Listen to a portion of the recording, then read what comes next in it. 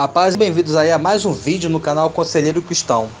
E hoje o irmão Gerson, ele vai falar acerca do fato de roubar a Deus. Vai deixar uma abordagem acerca desse assunto, tá? E como eu sempre costumo dizer aqui, você não é obrigado a concordar com tudo que nós colocamos aqui. Entretanto, cabe a você analisar conforme as escrituras. Espero que você tire bom proveito do vídeo. E se você gostar, curta e compartilhe, tá bom? Que Deus abençoe.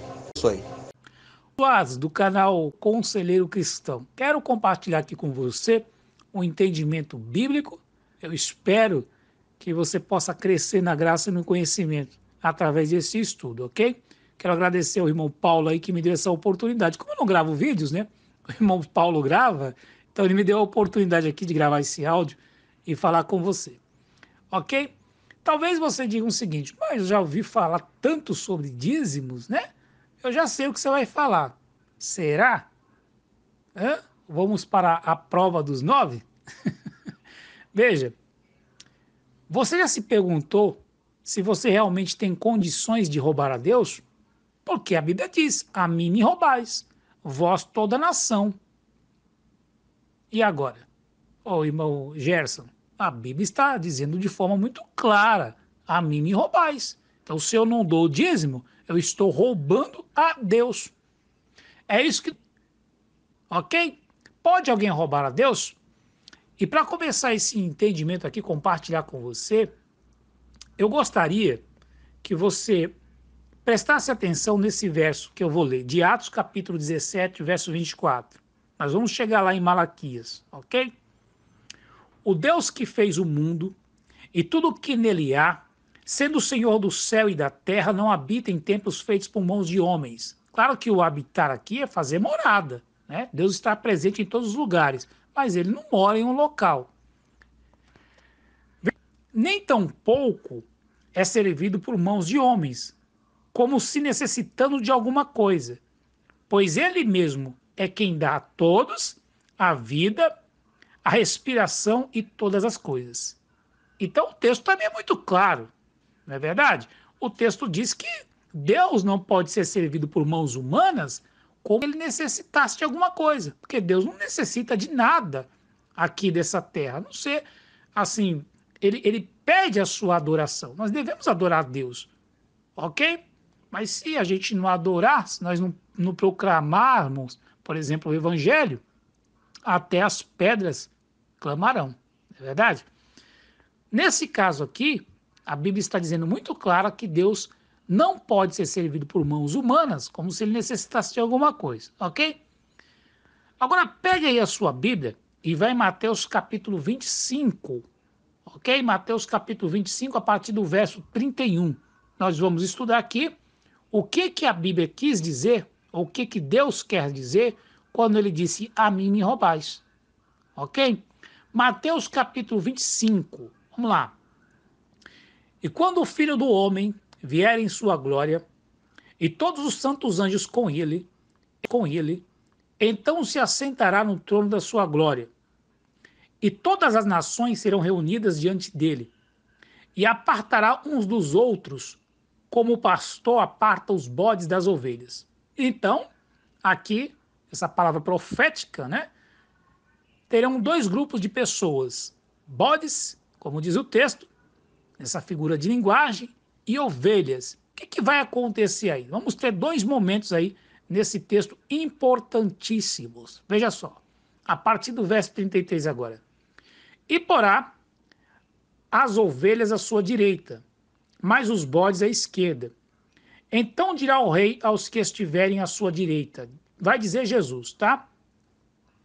Vinde, benditos de meu Pai, possui por herança o reino que vos está preparado desde a fundação do mundo. Porque tive fome. Aqui é muito importante você entender. Tive fome, Jesus dizendo, e deste-me de comer. Tive sede e deste-me de beber.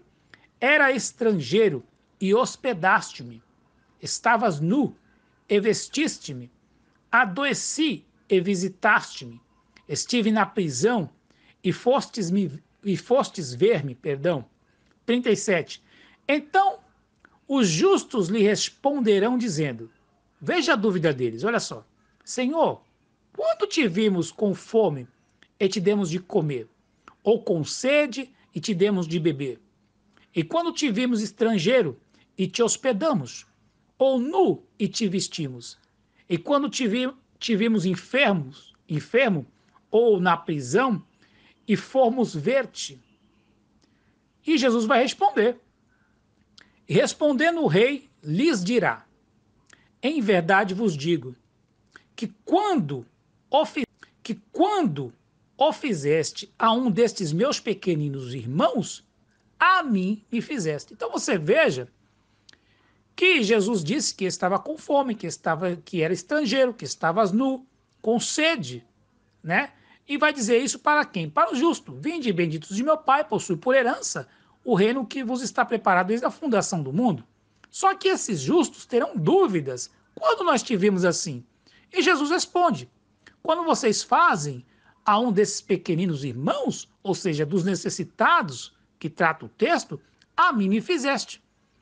O que está acontecendo aqui? Jesus ele está se colocando no lugar dos necessitados. Então, se você faz ao necessitado, você faz a Deus. A partir do verso 41, então ele vai falar, você lembra que eu falei que ele está dizendo aí sobre duas classes de pessoas, bodes e ovelhas? Então ele vai falar com os bodes. Interessante, né? Então ele diz assim, ó: então dirá também aos que estiverem à sua esquerda: apartai-vos de mim, malditos, para o fogo eterno, preparado para o diabo e seus anjos, porque tive fome e não me deste de comer, que é o contrário, o oposto, né? Tive sede e não me deste de beber, sendo estrangeiro, não me recolhestes, estavas nu, não me vestistes, e estando enfermo e na prisão, não me visitaste. E ele continua. Quando chega no verso 45, para o áudio não ficar grande aí, ele diz o seguinte: então lhe responderá dizendo: em verdade vos digo que quando a um desses pequeninos ou não fizestes a mim. Então Deus sempre quis ser amado nas pessoas. Quando você faz a um necessitado, você faz a Deus. Quando você deixa de fazer a um necessitado, você deixou de fazer a Deus. Ok? Tá claro aí no texto? Tá? Então vamos para Malaquias, capítulo 3. É um dos textos mais usados, né, dentro de algumas denominações para pedir dízimo e chamar até as pessoas de ladronas. É uma crueldade dizer isso, né? Você imagina uma pessoa passa a vida inteira cuidando dos seus filhos, trabalhando, sendo uma pessoa honesta, e de repente ela vai para uma determinada religião e descobre que ela não passou de ladrão, porque ela deixou de dar o dízimo. Vamos saber o que é isso, o que Deus quis dizer, tá?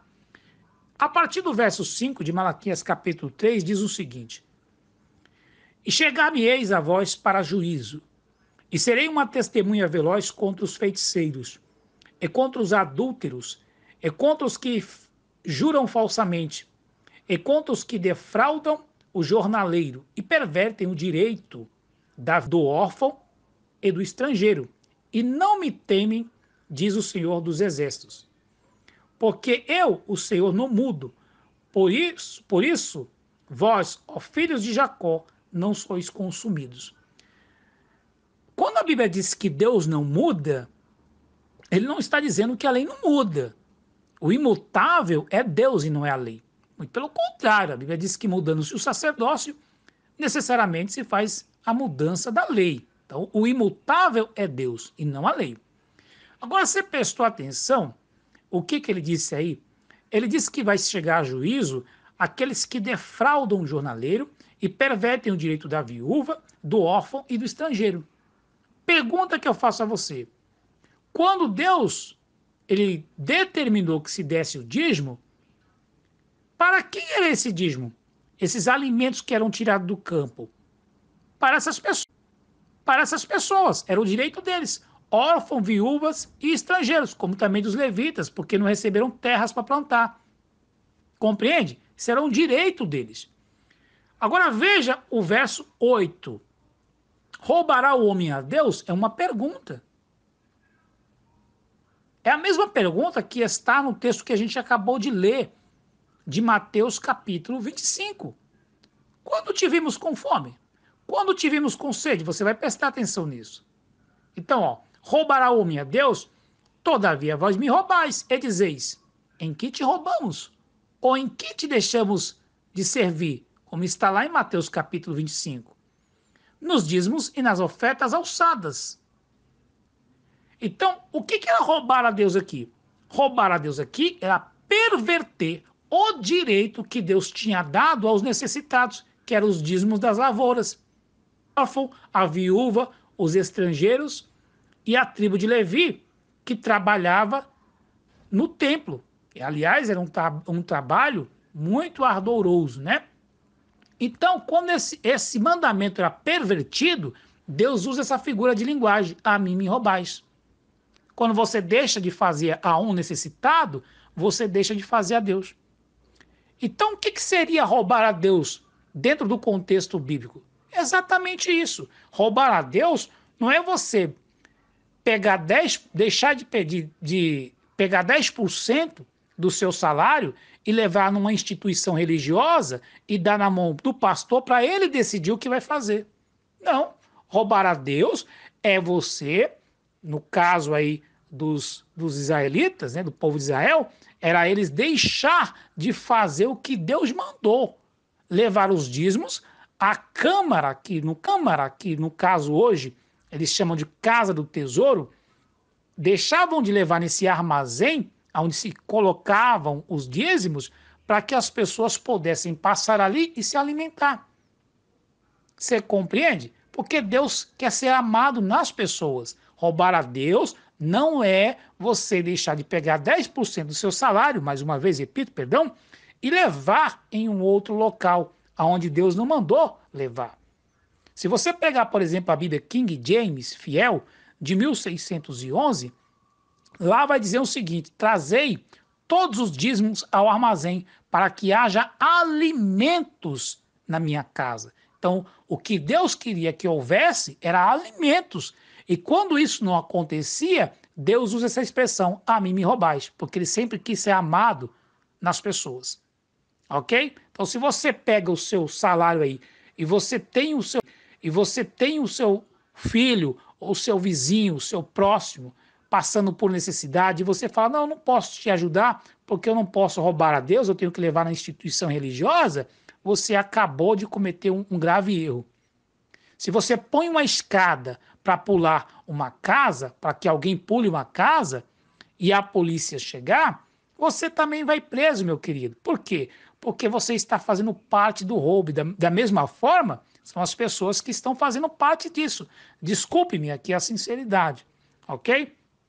Agora veja João, para terminar aqui o nosso raciocínio, João capítulo 4. Nós o amamos porque ele nos amou primeiro.